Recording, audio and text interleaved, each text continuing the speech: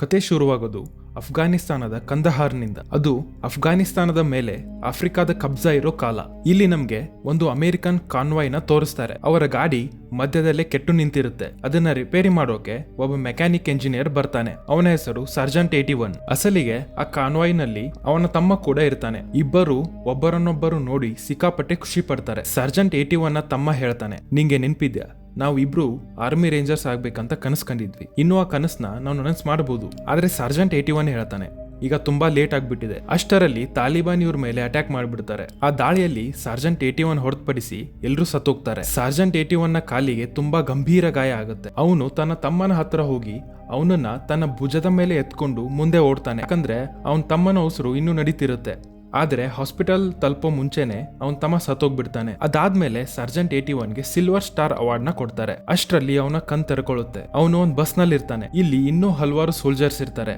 ಅಸ್ಲಿಗೆ ಅವನು army rangers training ಗೆ ಹೋಗ್ತಿರ್ತಾನೆ. ಅವನ ತಮ್ಮನ ಕನಸು ಅದೇ ಆಗಿತ್ತು. ಆ ಘಟನೆಗೆ ಈಗಾಗಲೇ 2 ವರ್ಷ ಆಗಿರುತ್ತೆ. ಆದ್ರೂ ಕೂಡ ಅವನು ಆ ಘಟನೆಯನ್ನ ಮರೆಯೋಕಾಗಿರೋದಿಲ್ಲ. ಸ್ವಲ್ಪ ಸಮಯದ ನಂತರ ಇವರೆಲ್ಲ ಕಾಡಿನ ಮಧ್ಯೆ ಇರೋ ಒಂದು ಸೀಕ್ರೆಟ್ ಕ್ಯಾಂಪ್ಗೆ ತಲುಪ್ತಾರೆ. ಇಲ್ಲಿ ಅವರ ಟ್ರೈನಿಂಗ್ ಶುರು ಆಗುತ್ತೆ. ಈ ಟ್ರೈನಿಂಗ್ ಸಿಕ್ಕಾಪಟ್ಟೆ ಕಷ್ಟಕರವಾಗಿರುತ್ತೆ. ಸರ್ಜೆಂಟ್ 81 ಇಲ್ಲಿ ಯಾರ ಜೊತೆನೂ ಜಾಸ್ತಿ ಬೇರೆ ಅಲ್ಲ. ಆದ್ರೆ ಅವನು ತನ್ನ ಟ್ರೈನಿಂಗ್ ನ ಕಂಪ್ಲೀಟ್ ಮಾಡ್ತಾನೆ. ಅದೇ ಸಮಯದಲ್ಲಿ ಅವನಿಗೆ ನಿದ್ದೆ ತುಂಬಾ ಕಡಿಮೆ ಆಗಿರುತ್ತೆ. ಅವನ ಸೀನಿಯರ್ ಆಫೀಸರ್ಸ್ ಅವನು ಟೀಮ್ ಲೀಡರ್ ಆಗ್ಬೇಕು ಅಂತ ಬಯಸ್ತಾರೆ. ಆದ್ರೆ ಅವನಿಗೆ ಅದರಲ್ಲಿ ಆಸಕ್ತಿ ಇರಲ್ಲ. ಒಂದು ದಿನ ಪೂಲ್ ಒಳಗೆ ಇವರಿಗೆ ಒಂದು ಎಕ್ಸರ್ಸೈಸ್ ಕೊಡ್ತಾರೆ. ಡಂಬೆಲ್ಸ್ ಹಿಡ್ಕೊಂಡು ನೀರಿನೊಳಗೆ ನಡಿಬೇಕು. ಯಾರು ಹೆಚ್ಚು ಹೊತ್ತು ನೀರಿನೊಳಗೆ ಇರ್ತಾರೋ ಅವರು ಈ ಟಾಸ್ಕ್ ನ ಗೆಲ್ತಾರೆ. ಸರ್ಜೆಂಟ್ 81 ನೀರಿನೊಳಗೆ ನಡೀತಾ ಇದ್ದಾಗ ತನ್ನ ತಮ್ಮನನ್ನ ಭುಜದ ಮೇಲೆ ಹೊತ್ಕೊಂಡು ಓಡುತ್ತಿದ್ದ ಕ್ಷಣ ನೆನಪಾಗುತ್ತೆ. ಅವನ ಕಾಲು ಗಂಭೀರವಾಗಿ ಗಾಯ ಆಗಿರುತ್ತೆ. ಅವನು ತನ್ನ ಹಳೆಯ ನೆನಪುಗಳಲ್ಲಿ ಎಷ್ಟು ಮುಳುಗ್ಬಿಡ್ತಾನೆ ಅಂದ್ರೆ ಅವನ ಉಸಿರು ನಿಂತು ಹೋಗುತ್ತೆ. ಅವನು ಅನ್ಕಾನ್ಶಿಯಸ್ ಆಗ್ಬಿಡ್ತಾನೆ. ಅವನನ್ನ ನೀರಿನಿಂದ ಹೊರಗೆ ತೆಗೆದು ಅವನಿಗೆ ಪ್ರಜ್ಞೆನ ಬರೋ ತರ ಮಾಡ್ತಿರ್ತಾರೆ. ಅದಾದ್ಮೇಲೆ ಅವನ ಸೀನಿಯರ್ಸ್ ಅವನ್ಗೆ ಕರೀತಾರೆ. ಅವನು ಆಫೀಸ್ ಹೊರಗೆ ವೇಟಿಂಗ್ ಮಾಡ್ತಿರುವಾಗ ಟಿವಿಲಿ ಒಂದು ನ್ಯೂಸ್ ನೋಡ್ತಾನೆ. ಆಕಾಶದಲ್ಲಿ ಒಂದು ಆಸ್ಟ್ರಾಯ್ಡ್ ಭೂಮಿಯ ಕಡೆಗೆ ಬರ್ತಿರುತ್ತೆ. ಆದ್ರೆ ಅದರೊಳಗೆ ವಿಚಿತ್ರವಾದ ಬದಲಾವಣೆಗಳು ಆಗ್ತಿರುತ್ತವೆ. ಅದು ತನ್ನಷ್ಟಕ್ಕೆ ತಾನೇ ಒಡೆದು ಹೋಗ್ತಿರುತ್ತೆ. ಇದನ್ನ ನೋಡಿ ಸೈಂಟಿಸ್ಟ್ ಗಳಿಗೆ ಏನೂ ಅರ್ಥ ಆಗ್ತಿರೋದಿಲ್ಲ. ಆಮೇಲೆ ಅವನನ್ನ ಆಫೀಸ್ ಒಳಗೆ ಕರೀತಾರೆ. ಅಲ್ಲಿ ಅವನ ಮೇಜರ್ ಮತ್ತು ಕಮಾಂಡರ್ ಇರ್ತಾರೆ. ಅವರು ಹೇಳ್ತಾರೆ, ನೀನು ಈ ಟ್ರೈನಿಂಗ್ ನ ಬಿಡ್ಬೇಕು. ಯಾಕಂದ್ರೆ ನೀನು PTSD ಅಂದ್ರೆ ಪೋಸ್ಟ್ ಟ್ರಾಮ್ಯಾಟಿಕ್ ಸ್ಟ್ರೆಸ್ ಡಿಸಾರ್ಡರ್ ನಿಂದ ಬಳಲ್ತಿದೀಯ. ಯಾವುದೇ ದೊಡ್ಡ ಟ್ರಾಮಾ ಆದ್ಮೇಲೆ ಮನುಷ್ಯನ ಮೆದುಳು ಇಂಥ ಸ್ಟೇಟ್ಗೆ ಹೋಗುತ್ತೆ. ನೀನು ಸಂಪೂರ್ಣವಾಗಿ ಹೀಲ್ ಆಗೋಕೆ ಕೌನ್ಸಿಲಿಂಗ್ ಪ್ರೋಗ್ರಾಮ್ ನ ಅಟೆಂಡ್ ಮಾಡ್ಬೇಕು. ಅದಕ್ಕಾಗಿ ನೀನು ರೇಂಜರ್ಸ್ ಪ್ರೋಗ್ರಾಮ್ ನ ಬಿಟ್ಟು ಮನೆಗೆ ಹೋಗ್ಬೇಕು. ಆದ್ರೆ ಸರ್ಜೆಂಟ್ 81 ನೇರವಾಗಿ ನಿರಾಕರಿಸ್ತಾನೆ. ಅವನು ಹೇಳ್ತಾನೆ, ಏನೇ ಆದ್ರೂ ಕೂಡ ನಾನು ಈ ಪ್ರೋಗ್ರಾಮ್ ನ ಬಿಡೋದಿಲ್ಲ. ಮೇಜರ್ ಹೇಳ್ತಾನೆ, ನನ್ನ ಜೀವನದಲ್ಲಿ ನಿನ್ನಂತ ಕ್ಯಾಂಡಿಡೇಟ್ ನಾನು ನೋಡಿಲ್ಲ. ಆದ್ರೆ ನೀನು ಒಬ್ಬ ಎಂಜಿನಿಯರ್. ಪ್ರತಿಯೊಂದು ಮಷೀನ್ಗೂ ಒಂದು ಲಿಮಿಟ್ ಇರುತ್ತೆ. ನಿನ್ನ ಲಿಮಿಟ್ ಈಗ ಮುಗ್ದು ಹೋಗಿದೆ. ಈ ಪೇಪರ್ಸ್ ಮೇಲೆ ಸೈನ್ ಮಾಡಿ ಮನೆಗೆ ಹೋಗು. ಸರ್ಜೆಂಟ್ 81 ಎದ್ದು ನಿಂತು ಹೇಳ್ತಾನೆ, ನನ್ಗೆ ಪರೇಡ್ಗೆ ತಯಾರಿ ಮಾಡ್ಕೋಬೇಕು. ಇದನ್ನ ಹೇಳಿ ಅವನು ಅಲ್ಲಿಂದ ಹೊರಟು ಹೋಗ್ತಾನೆ. ಇದರಿಂದ ಮೇಜರ್ ಮತ್ತೆ ಕಮಾಂಡರ್ ಇಬ್ಬರಿಗೂ ಸಿಕ್ಕಾಪಟ್ಟೆ ಕೋಪ ಬರುತ್ತೆ. ಮುಂದಿನ ದಿನ ಹಲವಾರು ರೇಂಜರ್ಸ್ ಈ ಪ್ರೋಗ್ರಾಮ್ ನಿಂದ ಹೊರ ಹಾಕಲ್ಪಡ್ತಾರೆ. ಯಾಕಂದ್ರೆ ಅವರು ತಮ್ಮ ಟಾಸ್ಕ್ ಕಂಪ್ಲೀಟ್ ಮಾಡಿರಲ್ಲ. ಆದ್ರೆ ಸರ್ಜೆಂಟ್ 81 ಇನ್ನೂ ಪ್ರೋಗ್ರಾಮ್ ನಲ್ಲಿ ಉಳಿದಿರ್ತಾನೆ. ಕಮಾಂಡರ್ ಎಲ್ರಿಗೂ ಹೇಳ್ತಾನೆ, ಈಗ ನಿಮ್ಮ ಫೈನಲ್ ಟಾಸ್ಕ್ ಶುರು ಆಗುತ್ತೆ. ಈ ಟಾಸ್ಕ್ ಕಂಪ್ಲೀಟ್ ಮಾಡಿದ್ರೆ ನೀವು ಅಧಿಕೃತವಾಗಿ ರೇಂಜರ್ ಆಗ್ತೀರಾ. ಇದನ್ನ ಕೇಳಿ ಎಲ್ರು ಖುಷಿ ಪಡ್ತಾರೆ. ಅದಾದ್ಮೇಲೆ ಇವ್ರನ್ನ ಒಂದು ಜಾಗಕ್ಕೆ ಕರ್ಕೊಂಡು ಹೋಗ್ತಾರೆ. ಅಲ್ಲಿ ಕಮಾಂಡರ್ ಒಂದು ಮಿಷನ್ ಕೊಡ್ತಾರೆ. ಅವರು ಹೇಳ್ತಾರೆ, ಕಾಡಿನ ಮಧ್ಯೆ ನಮ್ಮ ಏರ್ಕ್ರಾಫ್ಟ್ ಒಂದನ್ನ ಎನಿಮೀಸ್ ಕೆಳಗೆ ಬೀಳಿಸಿದ್ದಾರೆ. ನಿಮ್ಮನ್ನ ಕಾಡಿನ ಮಧ್ಯೆ ಡ್ರಾಪ್ ಮಾಡ್ತೀವಿ. ನೀವು ಆ ಏರ್ಕ್ರಾಫ್ಟ್ ವರ್ಗೂ ಹೋಗಿ ಅದನ್ನ ಡೆಸ್ಟ್ರಾಯ್ ಮಾಡಬೇಕು. ಅದೇ ಟೈಮ್ ಅಲ್ಲಿ ಹತ್ತಿರದ ಒಂದು ಹಳ್ಳಿಲಿ ನಮ್ಮ ಪೈಲಟ್ ನ ಬಂಧಿಸಿ ಇಟ್ಟಿದ್ದಾರೆ. ಅವನನ್ನ ರಕ್ಷಿಸಿ ಮತ್ತೆ ಬೇಸ್ಗೆ ಕರ್ಕೊಂಡು ಬರ್ಬೇಕು. ಇದೇ ನಿಮ್ಮ ಮಿಷನ್.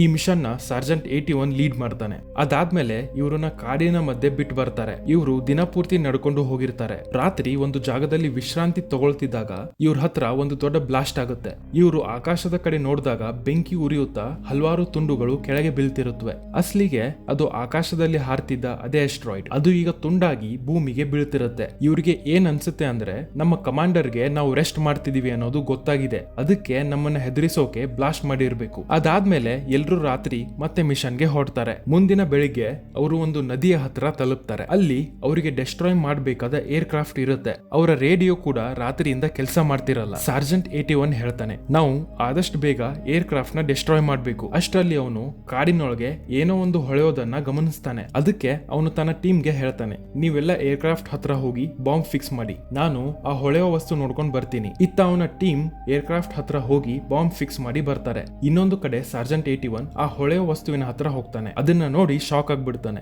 ಯಾಕಂದ್ರೆ ಅದು ಅವರಿಗೆ ಡೆಸ್ಟ್ರಾಯ್ ಮಾಡೋಕೆ ಹೇಳಿದ ಏರ್ಕ್ರಾಫ್ಟ್ ಅಲ್ವೇ ಅಲ್ಲ. ಅಷ್ಟರಲ್ಲಿ ದೊಡ್ಡ ಬ್ಲಾಸ್ಟ್ ಸೌಂಡ್ ಬರುತ್ತೆ. ಅವನ ಟೀಮ್ ಆ ಏರ್ಕ್ರಾಫ್ಟ್ ನ ಸ್ಫೋಟ ಮಾಡಿರ್ತಾರೆ. ಅದರ ಮೇಲೆ ಒಂದು ಸ್ಕ್ರಾಚ್ ಕೂಡ ಬಂದಿರಲ್ಲ. ಅಷ್ಟರಲ್ಲಿ ಆ ಫ್ಲೈಯಿಂಗ್ ಆಬ್ಜೆಕ್ಟ್ ಮೇಲೆ ಏಳುತ್ತೆ ಮತ್ತು ಇವ್ರ ಮೇಲೆ ಅಟ್ಯಾಕ್ ಮಾಡೋಕೆ ಶುರು ಮಾಡುತ್ತೆ. ಅದು ಒಂದು ಭಯಾನಕ ವಾರ್ ಮಷೀನ್ ಆಗಿರುತ್ತೆ. ಸಾರ್ಜೆಂಟ್ 81 ಕೂಡ ಅಲ್ಲಿಗೆ ಬರ್ತಾನೆ. ಆ ವಾರ್ ಮಷೀನ್ ಅವನ ಹಲವಾರು ಜೊತೆಯವ್ರನ್ನ ಕೊಂದ್ಬಿಡುತ್ತೆ. ಹೇಗೋ ಸಾರ್ಜೆಂಟ್ 81 ಮತ್ತೆ ಕೆಲವರು ಮಾತ್ರ ಬದುಕುಳಿತಾರೆ. ಇದಾದ್ಮೇಲೆ ಸಾರ್ಜೆಂಟ್ 81 ಮತ್ತೆ ಮೇಲಕ್ಕೆ ಹೋಗಿ ರೇಡಿಯೋ ತರೋಕೆ ಪ್ರಯತ್ನ ಪಡ್ತಾನೆ. ಆದ್ರೆ ವಾರ್ ಮಷೀನ್ ಆ ರೇಡಿಯೋವನ್ನೇ ನಾಶ ಮಾಡಿರುತ್ತೆ. ಅಷ್ಟರಲ್ಲಿ ಅವನಿಗೆ ಒಬ್ಬ ಸೋಲ್ಜರ್ ಕಾಣಿಸ್ತಾನೆ. ಅವನು ಇನ್ನೂ ಬದುಕುಳಿದಿರ್ತಾನೆ. ಅವನು ನೆಲದ ಮೇಲೆ ತೆವಳ್ಕೊಂಡು ತನ್ನ ಪ್ರಾಣನ ಉಳಿಸೋಕೆ ಪ್ರಯತ್ನ ಪಡ್ತಾ ಇರ್ತಾನೆ. ಅಷ್ಟರಲ್ಲಿ ಅವನ್ ಮುಂದೆ ವಾರ್ ಮಷೀನ್ ಬರುತ್ತೆ. ಈಗ ಅದು ಕಾಲಿನ ಮೇಲೆನೆ ನಡೆಯುತ್ತಿರುತ್ತೆ. ಅದು ಒಂದು ರೋಬೋಟ್ ತರಹದ ಮಷೀನ್. ಅದು ಆ ಸೋಲ್ಜರ್ ನ ಸ್ಕ್ಯಾನ್ ಮಾಡಿ ತಕ್ಷಣ ಕೊಂದು ಬಿಡುತ್ತೆ. ಇದನ್ನ ನೋಡಿ ಸಾರ್ಜೆಂಟ್ 81 ತನ್ನ ಟೀಮ್ ಹತ್ರ ಹಿಂದಿರುಗಿ ಹೇಳ್ತಾನೆ, ಆ ಫ್ಲೈಯಿಂಗ್ ಮಷೀನ್ ಈಗ ನಡೆಯೋಕ್ ಶುರು ಮಾಡಿದೆ. ಅದು ಮನುಷ್ಯರನ್ನ ಹುಡುಕಿ ಕೊಲ್ತಿದೆ. ಬೇಗ ನಾವು ಈ ಬೆಟ್ಟದಿಂದ ಕೆಳಗಿಳಿಬೇಕು. ನಿಮ್ಮ ಗನ್ಸ್ ನ ಎಸ್ದು ರೋಪ್ಸ್ ನ ಕೆಳಗೆ ಹಾಕಿ. ಅಸಲಿಗೆ ಇವರ ಗನ್ಸ್ ನಲ್ಲಿ ಸ್ಪೆಷಲ್ ಅಡಾಪ್ಟರ್ ಇರುತ್ತೆ. ಅದರಿಂದ ಅವರು ನಿಜವಾಗಿಯೂ ಫೈರ್ ಮಾಡೋಕ್ಕಾಗಲ್ಲ, ಯಾಕಂದ್ರೆ ಇವರ ಮಿಷನ್ ನಿಜವಾದದ್ದು ಅಲ್ಲ, ಅದು ಒಂದು ಟ್ರೈನಿಂಗ್ ಟಾಸ್ಕ್ ಮಾತ್ರ. ಇದಾದ್ಮೇಲೆ ಇವರೆಲ್ಲ ಗನ್ಸ್ ನ ಎಸೆದು ರೋಪ್ಸ್ ಮೂಲಕ ಕೆಳಗೆ ಇಳಿಯೋದಕ್ಕೆ ಶುರು ಮಾಡ್ತಾರೆ. ಮೇಲೆ ಒಬ್ಬ ಸೋಲ್ಜರ್ ರೋಪ್ ಹಿಡ್ಕೊಂಡಿರ್ತಾನೆ. ಇತ್ತ ಕೆಳಗೆ ಇರೋ ಸಾರ್ಜೆಂಟ್ 81 ನ ಕಂಪಾಸ್ ಸಿಕ್ಕಾಪಟ್ಟೆ ವೇಗವಾಗಿ ತಿರುಗೋಕೆ ಶುರು ಆಗುತ್ತೆ. ಅವನಿಗೆ ಅರ್ಥ ಆಗುತ್ತೆ ವಾರ್ ಮಷೀನ್ ಹತ್ತಿರದಲ್ಲೇ ಇದೆ ಅಂತ. ಆದ್ರೆ ಕೊನೆಯ ಸೋಲ್ಜರ್ ಕೆಳಗೆ ಬರೋ ಮುಂಚೆನೆ ವಾರ್ ಮಷೀನ್ ಅವನನ್ನ ಸ್ಕ್ಯಾನ್ ಮಾಡಿ ಕೊಂದು ಬಿಡುತ್ತೆ. ಇದರಿಂದ ಸ್ಟಾಫ್ ನಂಬರ್ 7 ಕೂಡ ಕೆಳಗೆ ಬೀಳ್ತಾನೆ. ಅವನ ಕಾಲಿಗೆ ಭಾರಿ ಗಾಯ ಆಗುತ್ತೆ. ಈಗ ವಾರ್ ಮಷೀನ್ ಆ ಬೆಟ್ಟದ ಮೇಲಿರುತ್ತೆ. ಅದು ಕೆಳಗಿರೋ ಎಲ್ರನ್ನು ಸ್ಕ್ಯಾನ್ ಮಾಡಕ್ಕೆ ಶುರು ಮಾಡುತ್ತೆ. ಅವರು ಬೆಟ್ಟದ ಕೆಳಗೆ ಅಡಗಿಕೊಂಡಿರ್ತಾರೆ. ಆದ್ರೆ 7 ನ ಗಾಯಗೊಂಡಿರೋ ಕಾಲು ಅದರ ಸ್ಕ್ಯಾನಿಂಗ್ ನ ರೇಂಜ್ ಗೆ ಬರುತ್ತೆ. ತಕ್ಷಣ ಅದು ಇವ್ರ ಮೇಲೆ ಅಟ್ಯಾಕ್ ಮಾಡಕ್ಕೆ ಶುರು ಮಾಡುತ್ತೆ. ಇವರು ಪ್ರಾಣ ಉಳಿಸ್ಕೊಳ್ಳಕ್ಕೆ ಓಡ್ತಿರ್ತಾರೆ. ಹೇಗೋ ಅದರ ರೇಂಜ್ ನಿಂದ ಹೊರಗೆ ಹೋಗ್ತಾರೆ. ಈ ಮಷೀನ್ ಎಲ್ಲಿಂದ ಬಂದಿದೆ ಅನ್ನೋದೇ ಅವರಿಗೆ ಅರ್ಥ ಆಗ್ತಿರೋದಿಲ್ಲ. ಕೆಲವರು ಹೇಳ್ತಾರೆ ಇದು ರಷ್ಯಾದ ಕೆಲಸ, ಇನ್ನು ಕೆಲವರು ಹೇಳ್ತಾರೆ ಇದು ಚೀನಾ ಮಾಡಿರ್ಬೇಕು. ಆದ್ರೆ ನಿಜ ಇನ್ನೇನೋ ಆಗಿರುತ್ತೆ. ಇದಾದ್ಮೇಲೆ ಇವರೆಲ್ಲರೂ ಕೂಡ 7 ನ ಕರ್ಕೊಂಡು ಮುಂದೆ ಹೋಗ್ತಾರೆ. ಇವರ ಮುಂದೆ ಒಂದು ದೊಡ್ಡ ನದಿ ಬರುತ್ತೆ. ಅದರ ನೀರಿನ ವೇಗ ಸಿಕ್ಕಾಪಟ್ಟೆ ಜಾಸ್ತಿ ಇರುತ್ತೆ. ಸಾರ್ಜೆಂಟ್ 81 ತನ್ನ ಜೀವನ ಪಣಕ್ಕಿಟ್ಟು ನದಿಯ ಇನ್ನೊಂದು ದಡಕ್ಕೆ ಹೋಗಿ ರೋಪ್ ಕಟ್ತಾನೆ. ಮಿಕ್ಕಿದವರೆಲ್ಲರೂ ರೋಪ್ ಹಿಡ್ಕೊಂಡು ನದಿನ ದಾಟೋಕೆ ಶುರು ಮಾಡ್ತಾರೆ. ಅಷ್ಟರಲ್ಲಿ ಕಂಪಾಸ್ ಮತ್ತೆ ಜೋರಾಗಿ ತಿರುಗೋಕೆ ಶುರು ಆಗುತ್ತೆ. ಸಾರ್ಜೆಂಟ್ 81 ಗೆ ಅರ್ಥ ಆಗುತ್ತೆ ವಾರ್ ಮಷೀನ್ ಮತ್ತೆ ಹತ್ತಿರ ಬಂದಿದೆ. ಅಷ್ಟರಲ್ಲಿ ಅದು ಇವ್ರ ಮೇಲೆ ಅಟ್ಯಾಕ್ ಮಾಡುತ್ತೆ. ರೋಪ್ ಕಟ್ ಆಗುತ್ತೆ. ಎಲ್ರೂ ನೀರಿನೊಳಗೆ ಬಿದ್ದೋಗ್ತಾರೆ. ಈಗ ಅವರು ನೀರಿನ ಹರಿವಿನ ಜೊತೆ ಮುಂದೆ ಹೋಗ್ತಿರ್ತಾರೆ. ವಾರ್ ಮಷೀನ್ ಕೂಡ ಇವ್ರನ್ನ ಕೊಲ್ಲಕ್ಕೆ ನೀರಿನೊಳಗೆ ಬರುತ್ತೆ. ಆದ್ರೆ ಇವರು ತಮ್ಮನ್ನ ಉಳಿಸ್ಕೊಳ್ಳಕ್ಕೆ ನೀರಿನೊಳಗೆ ಮುಳುಗಿ ಹರಿವಿನ ಜೊತೆ ದೂರ ಹೋಗ್ತಾರೆ. ಇವರು ಬೇಗ ಕ್ಯಾಂಪ್ ನ ತಲುಪಬೇಕು ಅಂತ ಪ್ರಯತ್ನ ಪಡ್ತಿರ್ತಾರೆ. ನದಿಯ ಹರಿವಿನಿಂದ ಇವರು ಕ್ಯಾಂಪ್ ಹತ್ತಿರ ತಲುಪ್ತಾರೆ. 7 ನ ಕರ್ಕೊಂಡು ಬೇಗ ಕ್ಯಾಂಪ್ಗೆ ಬರ್ತಾರೆ. ಆದ್ರೆ ಅಲ್ಲಿ ಕ್ಯಾಂಪ್ ಇರೋದಿಲ್ಲ. ಬದಲಿಗೆ ಎಲ್ಲಾನು ಸುಟ್ಟು ಕರಕಲಾಗಿರುತ್ತೆ. ಅಂದ್ರೆ ವಾರ್ ಮಷೀನ್ ಈಗಾಗಲೇ ಇಲ್ಲಿ ಬಂದು ಎಲ್ರನ್ನೂ ಕೊಂದಿರುತ್ತೆ. ಈ ಸಂಪೂರ್ಣ ಜಾಗವನ್ನೇ ನಾಶ ಮಾಡಿರುತ್ತೆ. ಇದನ್ನ ಗಮನದಿಂದ ನೋಡಿದ ಸಾರ್ಜೆಂಟ್ 81 ಹೇಳ್ತಾನೆ, ಈ ವಾರ್ ಮಷೀನ್ ಭೂಮಿಯಿಂದ ಬಂದದ್ದಲ್ಲ, ಇದು ಆಕಾಶದಿಂದ ಬಂದಿದೆ. ಅವನು ಮೇಲಿರೋ ಬೆಟ್ಟನ ತೋರಿಸಿ ಹೇಳ್ತಾನೆ, ಮೊದಲು ಅದು ಆ ಬೆಟ್ಟಕ್ಕೆ ಡಿಕ್ಕಿ ಹೊಡೆದಿದೆ, ನಂತರ ನದಿಯ ಕಡೆಗೆ ಬಂದಿದೆ. ನಾವು ಅದನ್ನ ಬ್ಲಾಸ್ಟ್ ಮಾಡೋಕೆ ಟ್ರೈ ಮಾಡಿದ್ವಿ. ಅದಾದ್ಮೇಲೆ ಅದು ನಮ್ಮನ್ನ ಅಟ್ಯಾಕ್ ಮಾಡ್ತು. ಅಷ್ಟರಲ್ಲಿ ಒಬ್ಬ ಸೋಲ್ಜರ್ ಹೇಳ್ತಾನೆ, ಟಿವಿಯಲ್ಲಿ ಕೆಲವು ದಿವಸದಿಂದ ಎಸ್ಟ್ರಾಯ್ಡ್ ನ್ಯೂಸ್ ಬರ್ತಾ ಇತ್ತು, ಅದು ಇದೇ ಇರಬಹುದು. ಇನ್ನೊಬ್ಬ ಕೇಳ್ತಾನೆ, ಅಂದ್ರೆ ಏನ್ ಹೇಳ್ತಿದೀಯಾ? ಸಾರ್ಜೆಂಟ್ 81 ಹೇಳ್ತಾನೆ, ಅವನು ಸರಿಯಾಗಿ ಹೇಳ್ತಿದ್ದಾನೆ, ಅದೇನೇ ಇರ್ಲಿ ಅದು ನಮ್ ಜಗತ್ತಿನದಲ್ಲ, ಅದು ಒಂದು ಏಲಿಯನ್ ವಾರ್ ಮಷೀನ್. ನಾವು ಬೇಗ ಇನ್ನೊಂದು ಬೇಸ್ಗೆ ಹೋಗಿ ಎಲ್ರಿಗೂ ಮಾಹಿತಿನ ಕೊಡ್ಬೇಕು. ಅಲ್ಲಿ ಒಂದು APC ಟ್ರಕ್ ಇರುತ್ತೆ. ಅದ್ರೊಳಗೆ ಹೋದ್ರೆ ಸೇಫ್ ಆಗಿ ಹೋಗ್ಬಹುದು, ಯಾಕಂದ್ರೆ ಅದರ ಮೇಲೆ ಗುಂಡು ಮತ್ತು ಬಾಂಬ್ಗಳ ಪರಿಣಾಮ ಕಡಿಮೆ. ಇವರು APC ನ ರೆಡಿ ಮಾಡ್ತಾರೆ. ಅಷ್ಟರಲ್ಲಿ ಕಂಪಾಸ್ ಮತ್ತೆ ಜೋರಾಗಿ ತಿರುಗೋಕೆ ಶುರು ಆಗುತ್ತೆ. ಅಂದ್ರೆ ಏಲಿಯನ್ ವಾರ್ ಮಷೀನ್ ಮತ್ತೆ ಹತ್ತಿರ ಬಂದಿದೆ. ಇವರೆಲ್ಲ APC ಒಳಗಡೆ ಹೋಗ್ತಾರೆ. ಅವರ ಒಬ್ಬ ಸೋಲ್ಜರ್ ಗುಂಡು ತರೋಕೆ ಅಂತ ಹೋಗ್ತಾನೆ. ಅವನು ಬುಲೆಟ್ ಬಾಕ್ಸ್ ನ ತಗೊಂಡು ಬರ್ತಿರುವಾಗ ಏಲಿಯನ್ ವಾರ್ ಮಷೀನ್ ಅಲ್ಲಿಗೆ ಬರುತ್ತೆ. ಅದು ಅವನನ್ನ ಸ್ಕ್ಯಾನ್ ಮಾಡಿ ಅಟ್ಯಾಕ್ ಮಾಡಿ ಕೊಂದ್ಬಿಡುತ್ತೆ. ಆದ್ರೆ ಸಾಯೋಕು ಮುಂಚೆ ಅವನು ಬುಲೆಟ್ ಬಾಕ್ಸ್ ಗಳನ್ನ ಸಾರ್ಜೆಂಟ್ 81 ಕಡೆಗೆ ಎಸೆದ್ ಬಿಡ್ತಾನೆ. ಸಾರ್ಜೆಂಟ್ 81 ಅವನನ್ನ ಕ್ಯಾಚ್ ಮಾಡಿ APC ಒಳಗಡೆ ಬರ್ತಾನೆ. ಅದಾದ್ಮೇಲೆ ಇವರೆಲ್ಲ ಆ ವಾಹನದಿಂದ ಅಲ್ಲಿಂದ ತಪ್ಪಿಸ್ಕೊಳ್ಳೋಕೆ ಶುರು ಮಾಡ್ತಾರೆ. ಆದ್ರೆ ವಾರ್ ಮಷೀನ್ ಇನ್ನೂ ಅವ್ರ ಹಿಂದೆನೆ ಬರ್ತಿರುತ್ತೆ. ಅದು ಇವರ APC ಮುಂದೆ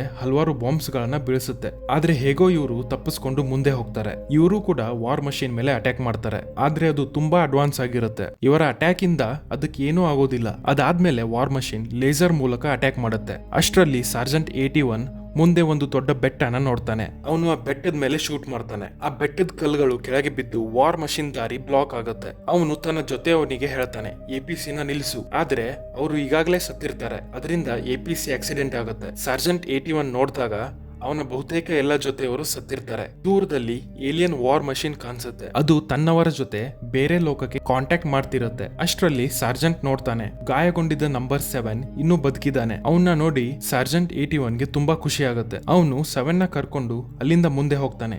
ರಾತ್ರಿ ಇಬ್ರು ಒಂದ್ ಕಡೆ ವಿಶ್ರಾಂತಿನ ತಗೊಳ್ತಾರೆ. ನಂಬರ್ 7 ಹೇಳ್ತಾನೆ, ನಾನು ಆರ್ಮಿಲಿ ನಿನ್ ತಮ್ಮನ್ ಜೊತೆ ಇದ್ದೆ. ಅವನು ಯಾವಾಗ್ಲೂ ರೇಂಜರ್ ಆಗ್ಬೇಕು ಅಂತ ಕನಸು ಕಾಣ್ತಿದ್ದ. ಅವನ್ ಕೈಯಲ್ಲೂ ಕೂಡ ನಿನ್ ತರಾನೇ ಟ್ಯಾಟೂ ಇತ್ತು. ಒಂದ್ ದಿನ ಅವನ್ ಸತ್ತಿದ್ದಾನೆ ಅಂತ ಗೊತ್ತಾಯ್ತು. ಸಾರ್ಜೆಂಟ್ 81 ಹೇಳ್ತಾನೆ, ನನ್ ತಮ್ಮಂದು ಒಂದೇ ಕನ್ಸು, ನಾವಿಬ್ರು ರೇಂಜರ್ಸ್ ಆಗ್ಬೇಕು. ಅದಕ್ಕಾಗಿ ನಾನು ಇಲ್ಲಿ ಬಂದಿದ್ದೀನಿ. ಅದೆಷ್ಟೇ ಕಷ್ಟ ಆದ್ರೂ ನಾನು ಈ ಪ್ರೋಗ್ರಾಮ್ ನ ಕಂಪ್ಲೀಟ್ ಮಾಡ್ತೀನಿ. ಅವನ್ ಕನ್ಸು ನನ್ಸ್ ಆದ್ಮೇಲೆ ಮಾತ್ರ ನನ್ಗೆ ನೆಮ್ಮದಿಯಾಗಿ ನಿದ್ದೆ ಬರುತ್ತೆ. ನಂಬರ್ 7 ಹೇಳ್ತಾನೆ, ನೀನು ನಿಜವಾದ ರೇಂಜರ್. ಅಷ್ಟರಲ್ಲಿ ಸಾರ್ಜೆಂಟ್ 81 ದೂರದಲ್ಲಿರೋ ವಾರ್ ಮಷೀನ್ ಇಂದ ಹೊಗೆ ಬರ್ತಿರೋದನ್ನ ನೋಡ್ತಾನೆ. ಅಂದ್ರೆ ಅದ್ರೊಳಗೆ ಒಂದು ವೆಂಟಿಲೇಷನ್ ಸಿಸ್ಟಮ್ ಇದೆ. ಅವನು ಹೇಳ್ತಾನೆ, ನನ್ ಬಳಿ ಒಂದು ಪ್ಲಾನ್ ಇದೆ, ನೀನ್ ಇಲ್ಲೇ ಇರು. ಅದಾದ್ಮೇಲೆ ಅವನು ಒಂದು ಸೈಟ್ಗೆ ಹೋಗ್ತಾನೆ. ಅದು ಬೆಟ್ಟಗಳನ್ನ ಬ್ಲಾಸ್ಟ್ ಮಾಡೋ ಜಾಗ.